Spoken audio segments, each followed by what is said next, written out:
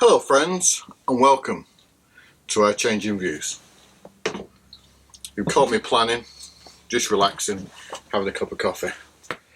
We do a lot of planning, and these are what these videos are all about. In our first videos we've done about us and the equipment we use. We're now going on to the main part of the videos before we move into the actual sailing, because there's a lot of planning to do before you actually buy a boat. There's a lot of questions you should be asking yourself, a lot of questions somebody should be asking you. We go from experience on this. 14 years ago we moved from the UK to the US. We left a lot of questions unasked, and I think if we'd have asked them and given truthful answers, we'd be in a better position now. But that's history, and we have to move on with our lives, but we're not going to make the same mistake again. So in the forthcoming videos, our next chapter, which is planning the boat in the USA, because yes, we are in Florida, 4,500 miles away from a canal, we're going to discuss the pros and cons on each subject. We're going to be your devil's advocate. If you have any questions, this is the place to find it. We're going to ask the questions you should be asking. We're going to give answers to those questions, but at the same time help you find your own answers to those questions. And we're just going to run through things in some kind of order.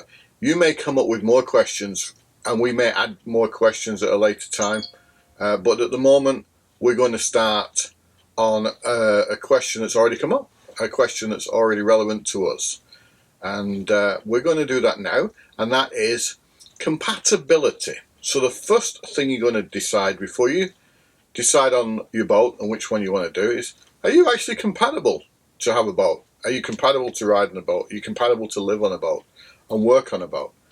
Are you compatible? Is your partner compatible? Are you both compatible?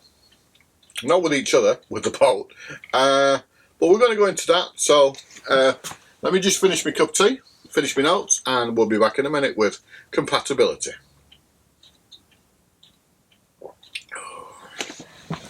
Hello and welcome back.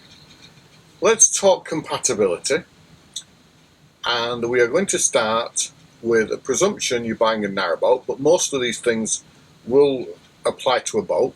The only difference between a boat and a narrowboat is normally the width, and a boat, or most boats, have a V hull. So the hull goes into a V shape, whereas a narrowboat looks like a frying pan or a pan. It's flat bottomed. We're going to start with 1, 2 or none, or I think we'd be better to go from 0. Are any of you compatible? Is one of you compatible, or is both of you compatible? And we're going to go through some of the issues.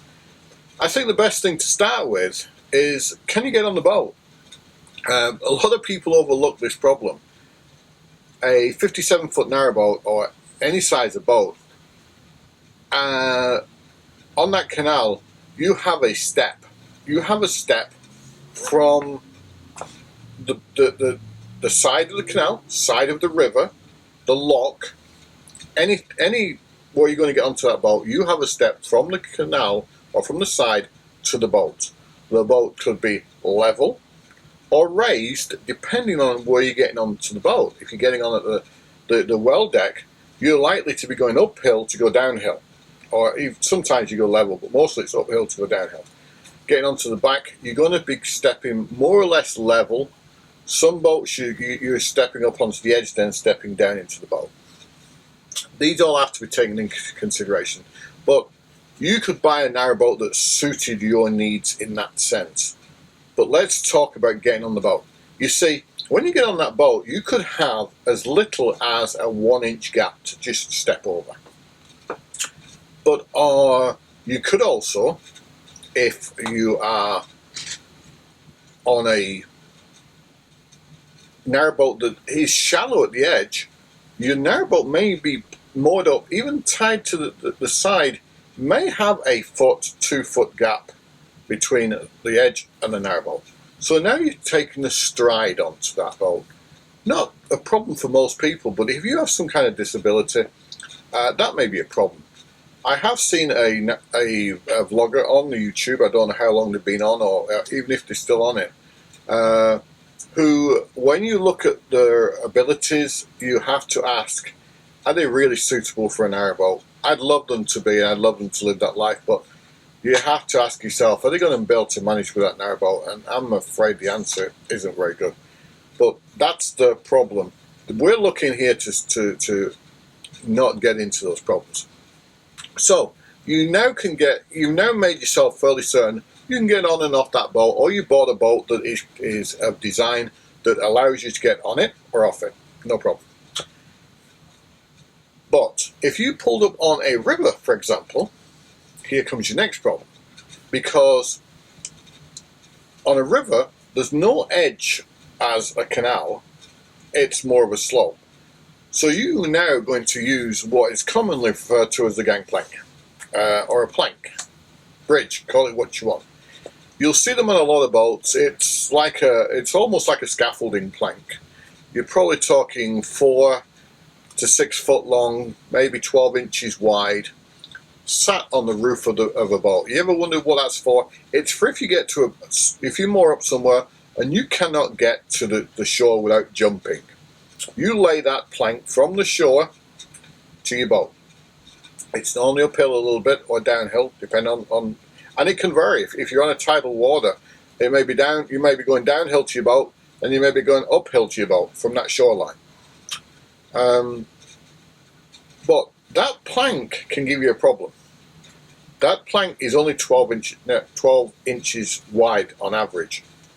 You can make it as wide as you want. I mean, in an ideal world, that plank could be 3 foot wide, same as a normal door, with a nice rail up either side, maybe a bit of bunting on it and flags, like getting on a cruise ship. But you've got to lift that plank on and off the top of the barge, and you're doing it from off the barge, pulling it towards you. So you've got to try and keep it to a weight you can handle it. Most people will just run up and down that plank. Some people are going to have a little bit of a problem getting over that plank because they're not quite as nimble and just not as easily moved. At the same time, that plank could be dry. If it's raining, it could be wet and slippery. You can only put slats across to stop your feet slipping too much. If it's snowing, it could be a slide. It could be easier to get on your bum, on your rear end and slide down it if it's the right way. I don't know what you do if it's uphill. You get a lot of YouTube likes. I mean, there must be a lot of people falling off these planks at some time. So that's your two main problems getting on and off the boat. The last problem I would say is if it's moving. If you've just come out of a lock and your partner's worked the lock, unless they can get on a moving boat, you're going to have to stop that boat stationary, jump off and hold it steady while they get on. Most people, I would actually jump onto the boat, or I would step onto it if it's moving. So if they just pull in and keep going, you just step onto that boat. Not everyone's capable of doing that. You've only got to go through the airports and see people getting one of these travelators. Some people will just step on, and some people are like, can I, and then it's like a catastrophe when they get up. These are all things you need to look at. Once you're on the boat, you should be all right. Although, please keep in mind, your boat's like a bathtub. You've just got onto the rim of the bathtub. Now you've got to get down into it. If your deck is level with the side, your boat interior is going to be below you. If your boat interior is level, if your boat exterior, like your well deck, is level with your boat, your exterior is going to be higher. So you've got that distance to overcome. Most boats, when you're on the aft of the boat, you're going to be walking down some steps, 2-3 steps. This could be a problem. My sister is going to be coming on this barge. Hi, Mandy. And she has a hip replacement, and I don't know if she's going to be able to manage these steps or not. Now, if she hasn't, she's my sister. I'm going to throw her on my shoulder, slap her ass, and carry her down the steps. Don't know if I'm going to do that with my brother-in-law, but I'm going to do it with my sister. But we'll get them in one way or the other. But it is something to consider. I mean, if you got a one-off situation like someone visiting you, it's not a problem. But if you're going to be going through that day in, day out, 2, 3, 4 times a day, it could be a problem. That's our 0. If you got past this, you're ready for the next questions. One of you is going to be compatible, but are you compatible? Are you truly compatible? Actually, let's hold on to that thought, because I'm just looking down at my notes. I've missed one thing. If you think you're compatible as a one person, and you've got past those questions, and you've got past those issues, and you think, yeah, I'm great, let's just talk about locks. An average lock on a canal, I don't know what the average is because I forgot to look up the average. Let's take a guess about 8 foot, 6, 8 foot. The shallowest lock I've ever been through in my canal boat must have been about 4 inches, maybe even less. I mean, it was such a small difference, you couldn't even see the difference. You came up to this lock, you couldn't understand why there was two lock gates in the middle of a canal, but it just didn't look like a lock. There was a difference. We drove in, we closed one, we opened the other one, and you had to force, you could either open the gate, or it was so little you could just push it, and it kind of just, it leveled the water itself. It was some kind of it wasn't really a tidal lock, but there was this, it was the strangest lock I've ever been through. The deepest lock, and I've just Googled this, is on the Rochdale Canal, and it's 19 foot deep. That's 5.79 meters. Now that is from the waterline to the shore level. So you're talking an 19 foot drop. Now, if you've driven into that lock and you're a solo boater, this is why I'm saying one person. It doesn't matter if there's 2, you can always work around it. But if you're a solo boater, you've driven into that lock on the level, you come in from the top end of your level, you're going to step off it, no problem. You're going to empty the water out, and your boat is going to drop 19 feet down. Right, you've now opened the gates, you've now got to get back to your boat to get it out. It's 19 foot below. Now that's waterline to top. Now if you think the average height of a boat is probably about 6, 7 foot, you've still got a 12 foot drop from where you stood to the roof of the boat. Now you might be very nimble, you might just jump off and land. Yeah, right. But most of us have to go down. There is a ladder, but it's been underwater most of its life, so it's slippery and slimy, and you might be good on heights, you might not. But that's a thought. Now, if you're going the other way, you've had to open the locks from the bottom, you've had to tie your boat up, open them locks, drive that boat in, you've now in the lock, looking up on a ladder. You're going to have to get from your deck onto the roof, along the roof, or the side of the boat, up to the ladder and up a ladder. Now you're going to fill the lock, the boat's going to come up to you, so it's no problem. So you only got a problem one way on a deep lock. You're either going to be getting off it or on it with a problem. If you've got past this, you're not home and dry yet. Let's talk compatibility. It's about, I had a bit of an emergency this week. So, it made us think about it, and we're bringing that to you. Next off, we'll talk. We know one of you is compatible. Are you both compatible? Let's think about that. Right, so welcome back. On our search for compatibility, we've made one big stride, or in theory we've made a big stride, or you can make a big stride because you can get on and off the boat, and we've sorted that problem out. But it's okay getting on and off the boat, but can you run the boat? You see, this week we've had a bit of a medical emergency. I ended up in the urgent care and then ended up in the emergency room. And this gave us our usual problem. We run a cobbler's store, but there's only one cobbler in here, and that's me. Kelly can't repair shoes. What does this mean? It means if I keep touching my eye, I'm sorry. That's what I ended up in the emergency room for, and my face and eye are very sore. I'll try not to. It's not contagious. Don't worry. You can wear a mask if you feel threatened. So because Kelly can't repair shoes, if we are down any time, or if I'm down, we're both down because this shop literally comes to a standstill. No one can run it, no one can repair shoes, and it's a problem. We thought that when we go back to England, so a lot of the stresses will be lifted off us. If you stick around to get to know us, you'll find that I have a little bit of anxiety, free-flowing anxiety, and if you've ever had that, you know it's an issue. It's always been a bit of a guess for us because getting on a narrowboat may actually get rid of it, or it may bring it on. We don't know that till we get further into this adventure. Hope you stick around to see, and we will be bringing this subject up because I think it's important that you speak about it, because a lot of people have anxiety, and I think we can help each other with it.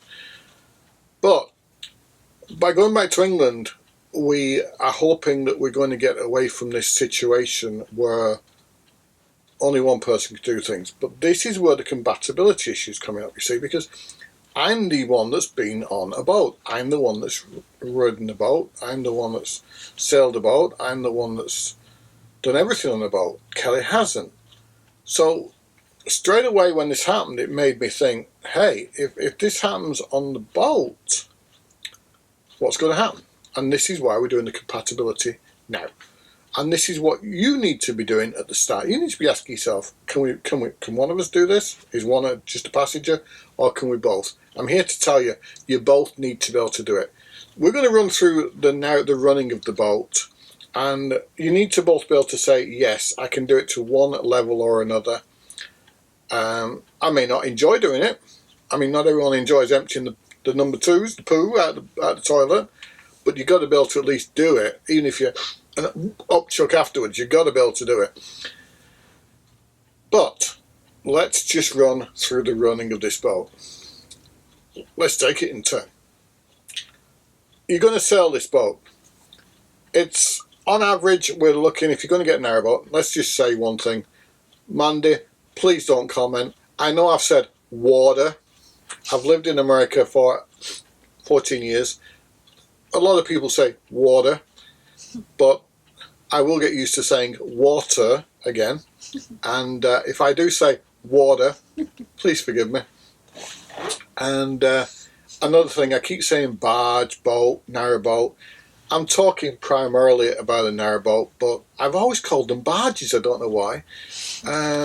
Probably since I was a youth, and it's just stuck in my head. I call them a barge. Barge is normally a width, like a full width boat. And there's different types of barges, so we'll skip that one. I'm rabbiting on. If I start rabbiting, please tell me. Right, sailing this boat. 57 foot long on average for the most people who are going to buy a narrowboat. You can get them shorter, down to about 22 foot. You can get them longer, up to 70 foot. You've got to be able to handle it. Not everyone can handle a boat. I used to be on a mooring. There used to be a lady on the mooring, 70 foot barge, and she was 70. She was over 70. 70 with a 70 foot barge, and she was too tight to run the motor, so she needed water, she would get the pole off the top, and she would move it like a gondola down the canal into the boatyard, fill it with water and move it back. I mean, it was amazing. So age and flexibility have got nothing to do with it, but you've got to make sure that you have a certain level that you can control and work with this boat. Sailing a boat, let's tell you, sailing a boat. Not everyone can sail a boat. I'm sorry, I have come across people that are just absolutely impossible for them to steer a boat. It's rare, but it does happen. You see, let me explain one difference to you. Let me sit up a bit. Sorry, I'm slouching. If you think of a car, how does a car turn a corner? Have you ever asked yourself this? Your front wheels turn in the direction you want to. You want to turn right, your wheels turn right. You want to turn left, your wheels turn left. I know you're going, oh, Paul, this is simple stuff. We know this. Yeah, but it pulls the car around the corner. Cars, trucks, lorries, buses, coaches, they all turn. So you want to turn left, you turn left, and it pulls you around the corner. You want to turn right, pulls you around the corner. A 70-foot barge does not do this. A 70-foot barge pushes, it doesn't pull. You think it pushes, not pull. It'll make sense. You've got a boat going down the canal and you want to turn left. The steering isn't from the front, it's from the back. Which means if you want to turn left, you're going to push the back of the boat to the right. And this is what most people can't get their head around. So you push the back of the boat to the right and it pushes the front to the left. You want to turn right, you push the boat to the left and it pushes it to the right. This is the difference. That's your first main problem. Now let's get this right. If you're doing your narrowboat right and you're pottering along 4 or 5 mile an hour, if you lose control of it, you're going to scuff your paintwork up, but you're not going to kill anyone. If you're doing what you should be doing, 4 or 5 mile an hour. Just remember, this barge, 75 foot long, 6 foot wide. And wait for this, I've googled this. The average weight of a 57 foot narrowboat is 18 tons. Now if you think of a large box van or a small wagon, is 7.5 ton. 7.5 ton, your barge is 18 tons. And it's got no brakes. It sounds ridiculous, I know, but it's got no brakes. All you can do, it's like a plane landing. You put the engine in reverse. You put the engine in reverse and you rev it enough and it'll stop, and then eventually it'll go backwards. Don't even talk about going backwards. Any video you've seen will tell you it's just doesn't steer going backwards. It's not very good because your rudder's in front of your propulsion. Your propeller's here, it's pushing water back. The water going over your rudder steers your boat. If you're going backwards, your water's going that way, so you're only kind of using your rudder as a paddle to steer, like you would with out of a canoe just to steer. That's why they don't go very well backwards, in case no one's ever told you that. But stopping it is a little bit of a problem. Think of a small wagon. You're going down the road, you want to pull over to the side. You're going to pull over to the side. When it's more or less come to a stop, you're going to jump out, grab a rope, tie it to the back fender and dig your heels in and pull it. Sounds ridiculous, isn't it? But that's what you're doing with a barge. Unless you can actually get it to stop naturally, if you're trying to pull into a certain gap or length of a canal, etc., etc., you're going to have to use the engine to reverse, or you're going to have to manhandle it. And I've seen people jump off, grab the rope, and they've left too much motion, too much momentum in that boat, and they're going to either go with the boat or let go of the boat. There's no two ways about it. Kelly and I have both done campanology. I hope you'll stick around to see this, because when we get back we're going to do some English churches and look at the bells, etc.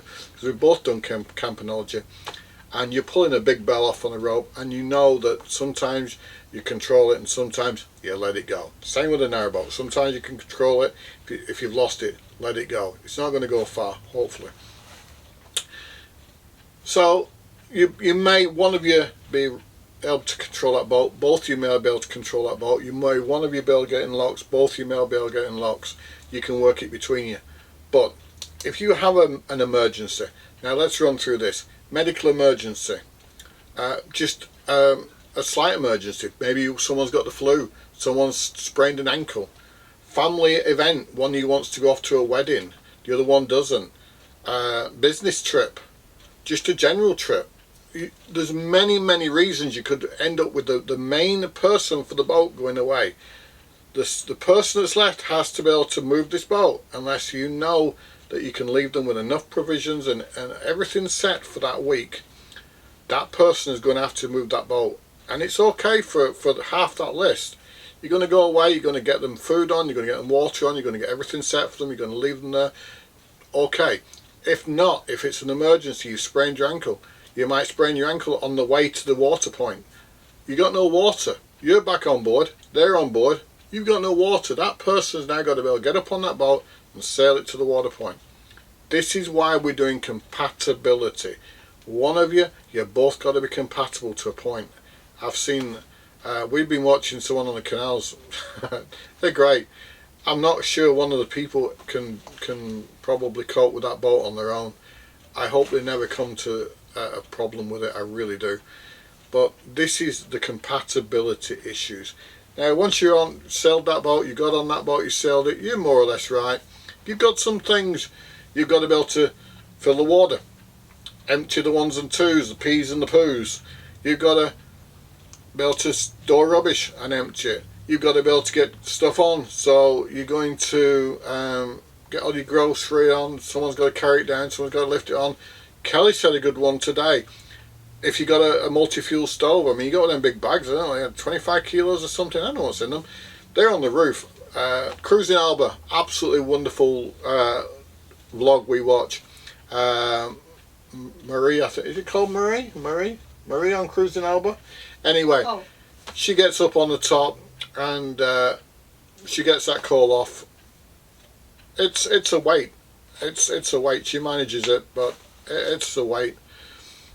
So these are all the things you got to look at. Compatibility. Can one person light the stove? I mean, simple things like that. I've come across people can't light a stove. But I think we've covered it now. We've given you an idea. Like I said, these are food for thought. We want you to think about these things before you jump in. You both got to be able to control that boat. You both got to be able to run that boat. You both be able to get on and off that boat. You both got to be able to just do every aspect of that boat. And don't forget, one thing I did forget to mention. One person sailing that boat. Kelly's sailing that boat. Something gets stuck around the prop. She's got to know how to lift the weed hatch, get down in the weed hatch, get it off, get it back. These are things to think of. Please do this. I'm going to leave you with one more thought. And this is a thought for a lot of people. And maybe myself. Oh, sorry, my eye. Maybe myself. And that's security.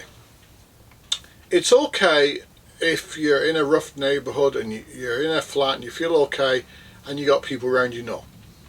Maybe if I'm here now in Florida and I go away, Kelly's okay here because she knows everyone around her. She's okay. But how about when you're pulling up when you're on a canal? Canals go from the country to the cities. That's what canals were made for. They were made to carry goods from countryside to city. Believe me, a canal goes from good neighbourhoods through bad neighbourhoods to good neighbourhoods through bad neighbourhoods. I'm not saying every city's rough, but there's some cities you don't stop in. You're going to get to the edge of them and you're going to sail all the way through them in one go and get out the other side. I've seen people pull up in places that I've sailed and I've known that the next video they're going to say the problems they had, and they did, because you don't stop there. The security is a big issue. You're going to be pulling up, even in the good parts, you're going to be pulling up in a canal, on a canal, in the country, beautiful views, beautiful animals roaming around, everything going on, absolutely wonderful. But when it goes dark, there's no street lights, there's nothing. You are in pitch darkness. You are in black. You turn the lights off in the barge, you're going to fall over things. There's no light whatsoever. There's moonlight, but if the moon's not out, you're in total darkness. Is this an issue for one of you? Is it an issue for both of you? Well, I mean, there is two options around it. You get an alarm, but if the alarm goes off, who's there? No one. Or you get yourself a dog. A four-legged friend. Well, that's our next video. We've done compatibility. Join us next time for 2- and 4-legged friends. And until then, thank you for joining us on Our Changing Views, and we hope you'll stick around, press the like button, ring the little bell so you know when we're on again. I hope you find this informative. We got so much to come, so much to show you. We've got 10 playlists laid out already with features on it, and we really hope you're going to enjoy it. We hope you're going to find it very informative. I know we're not on a boat, but we will be, and when we do hit that boat, it's going to be the right boat. So it's goodbye from me, it's goodbye from Kelly. Thank you for joining us on Our Changing Views. Please come back again. Bye friends.